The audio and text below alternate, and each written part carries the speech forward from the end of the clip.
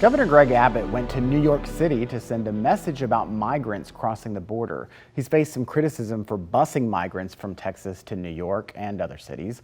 Abbott has said it's part of an effort to relieve the burden on Texas border cities. New York Mayor Eric Adams said his city could be destroyed if it doesn't get more help to manage the growing number of migrants. But as Monica Madden shows us, Governor Abbott is sending a message that the problem in Texas is much worse.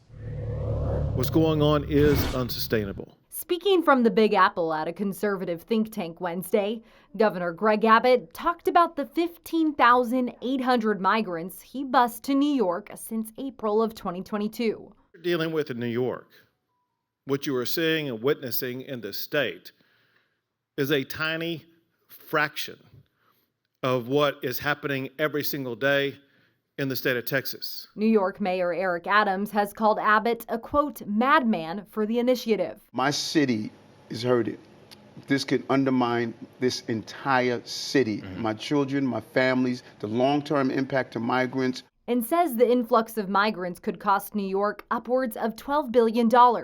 We should not be experiencing this, and we're going to continue to push for the right funding. But Texas's busloads represent a small fraction of the 116,000 asylum seekers who've arrived in New York since April 2022. Governor Abbott has won the narrative. We have never seen a response to a migration issue in New York or in D.C. or in Philadelphia or Chicago as we have seen. So he's made his point. The Texas governor said Wednesday the Democratic mayors should be blaming the Biden administration. They must prevail upon their president for more than just money.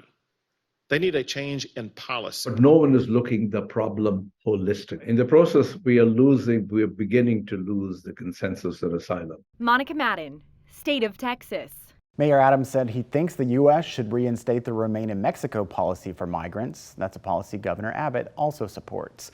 The numbers of people crossing the border are growing, and we're also seeing a change in who's coming across. We looked at the last 3 years of data from CBP, that's U.S. Customs and Border Protection. In fiscal year 2021, CBP registered just over 1.7 million encounters with migrants along the southern border. That number rose to nearly 2.4 million in fiscal year 2022. We're on pace to top that number in the fiscal year that ended yesterday. Data through August showed just over 2.2 million encounters. Most of the people crossing are single adults, but the data shows a growing number of families.